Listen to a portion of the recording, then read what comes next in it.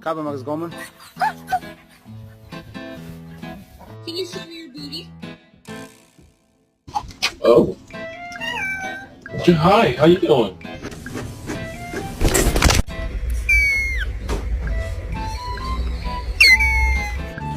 She said, "You're a player."